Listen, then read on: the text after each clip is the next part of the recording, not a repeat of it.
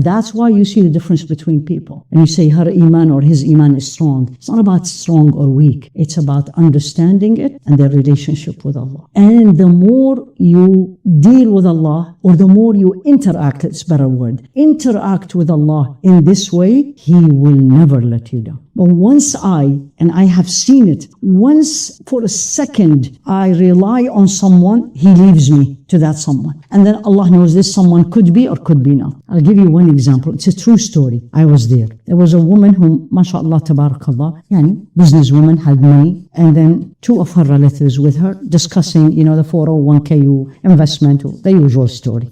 So one of them asked her, a close relative, and said, and how much money you have in your 401k? She gave a number, shocking for her. The person was very close family, told her, I am extremely worried about your financial future, which is a very common, right? What did she answer? She gave him a class of Asma-ul-Husna, wallahi, in just a simple, the way I'm saying it to you, she said, listen, and very calm. She was not very young. So she said, I lived all my life. I never needed a roof. I never needed a food. I never needed anything. He did not give me. Why do you think when I'm going to get older, He will not give me the same? There was silence on that table. Complete silence. That person lives the name, Ar-Razzaq. The other person lived by the usual. We all do that. They didn't see beyond. That's the implication. Ash-Shafi, I used to say always to my patients, oh, doctora, if it wasn't for you. And I was like, don't say that, because it's Allah who cures. So when you make a dua, don't say, Ya Allah, let her cure me. You say, Ya Allah, let cure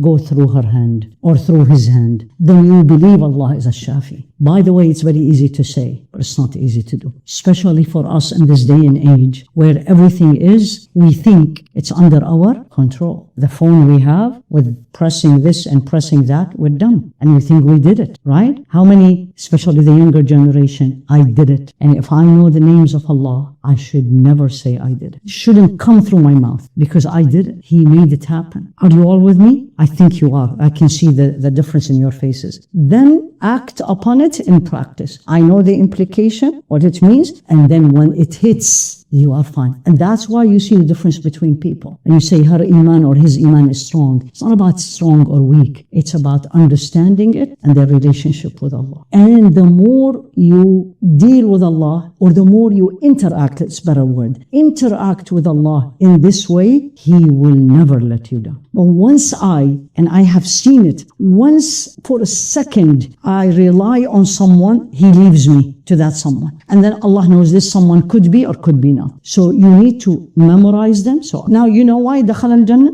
Do you know now why it's for sure Dakhal al-Jannah? Because I am living a pure 100%, if not 110% muwahhid. I see only Allah operating. The more I know His name, I only see Allah operating. I don't see anybody. I see everybody operated by Allah through me. I give this example all the time because it really, insha'Allah, it will make you understand easier. How many of you remember the puppet show? Remember the puppet show? For the younger generation that you haven't seen, go home and look at it in the YouTube. The puppet show basically is children sitting, right? And there is a stage and all these puppets, right? And the puppets are moving and talking and the kids are laughing and interacting. It was fun when we were young. Reality, the kids are seeing the puppets talking and the puppets moving, right? Reality, who's moving them? There is a man behind or a woman, whoever, and they are moving them. This is us with Allah. This is us with Him. I see you moving. I see you benefiting me. I see you harming me. I'm like that child seeing the puppets. I don't mean that, but you know what I mean. In reality, Allah is moving us. Allah moved you to benefit me, and Allah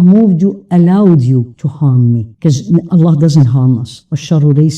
Harm doesn't come from you, but you allow it to happen. Clear? Now, of course, I'm going to go to Jannah because I'm 110% muwahhid. I live La ilaha illallah, not read it. I live it in every step. Imagine that. You cook and the food comes out amazing. You baked, especially the younger people love baking, and it came out amazing. What should I say? What do you normally say? Yeah, I followed everything in that recipe. Once I put the names of Allah are on the shelves. Versus, He made it happen. He helped me to focus. It's the same, it's just the way of thinking. And then the relationship with Allah subhanahu wa ta'ala. So who knows them, memorize them, knows them, understand them, know the implication, and live them. Dakhala al-Jannah, of course. Based on this, how many of us will go to Jannah? Based on this, inshallah, we are all going to Jannah. But based on this one, we need to think. Even studying, and I studied very hard and I didn't pass, because He didn't want you to pass. It's not because you didn't pass. Why? When you start knowing the names. All the names are connected. So one of the best translation, I looked at it, is whoever learned them and understand them and live by them will enter Jannah, instead of enumerate. Because if you look at this hadith anywhere, they translate enumerate, and it is not. It's way deeper. So number one, I am going to learn the names of Allah subhanahu wa ta'ala because I want to enter Jannah. And to enter Jannah, I need to know them, understand them, and live by them. And how do you know you are living by the names of Allah? This is a good question for everybody. Look at you. I'm speaking French. Looking at it like, what is she asking?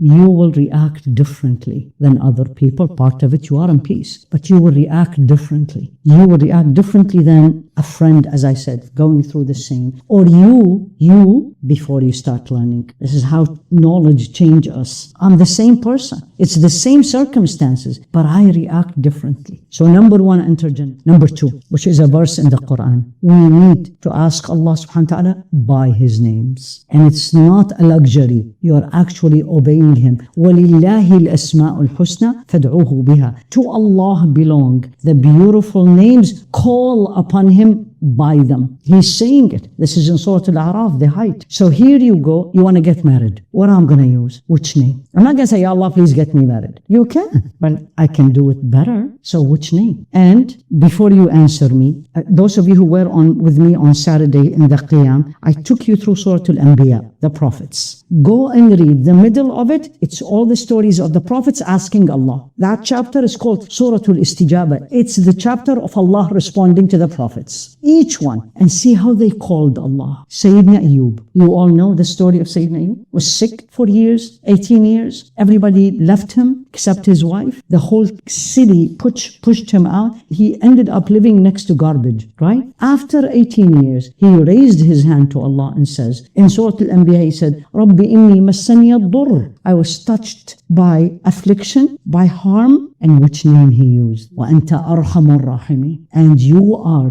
the merciful, the most merciful of anyone else has mercy. Why did he call it? Why didn't he say Ash-Shafi? That's when you get higher with Allah subhanahu wa ta'ala. We're talking about prophets. Because one of the names of Allah, he started the Quran with. Imagine this is your first time reading the Quran. You doesn't know what the Quran is. And you open. What is the first name you're going to read? Ar-Rahman. Not Allah. Ar-Rahman, Ar-Rahim. Sayyidina Zakariya. I say this to all women who wants to have children. Right? Same page, same chapter. It said, Zakariya idh nada Rabbah. Nada, called upon his Lord. Rabbi la tadharni farda. Ya Allah, don't leave me single, meaning no children. Wa anta khayrul warithin. And you are the best one who can give. So you call Allah by His name. Sayyidina Sulaiman. How many of you want to be very rich? How many of you want the box car? You know the box car? Yes, right? Many of the youth is their dream. By the way, there's nothing wrong with it. It's very expensive. Beautiful? I don't know. We have different taste, right? But so you want and you think it's impossible by dunya standard. Go and learn the dua of Sayyidina, which one? Naam, Sayyidina Sulaiman. What did he say to Allah? Ya Allah, the more you ask from Allah, the impossible tells me you know Him well. Because you come to me and say, I don't think you can do it. I come to you and says, I'm sorry, this is probably very difficult for you. But I come and say this to Allah. And He said, Rabbi habli mulka. Ya Allah, give me sovereignty. La yanbaghi li ahadin min ba'di. Nobody after me will have it. Meaning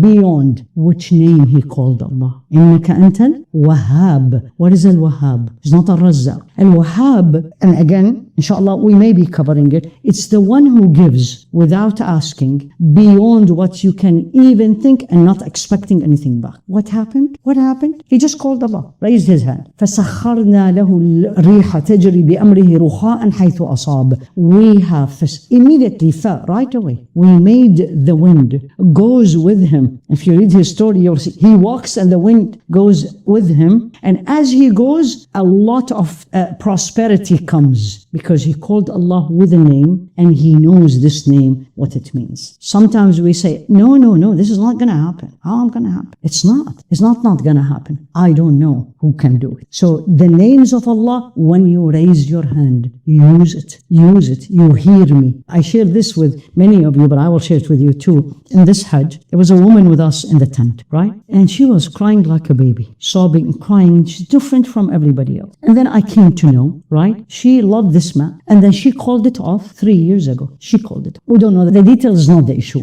The issue, she raised her hand. And she said, you know I love him. You know I want him. I don't have to tell you what I feel. You know what you're seeing it. Change him so I can say yes. Did you see the dua? I don't know if it happened yet, but this is only 2 months. So well, if I know, I'll update you. But I don't know.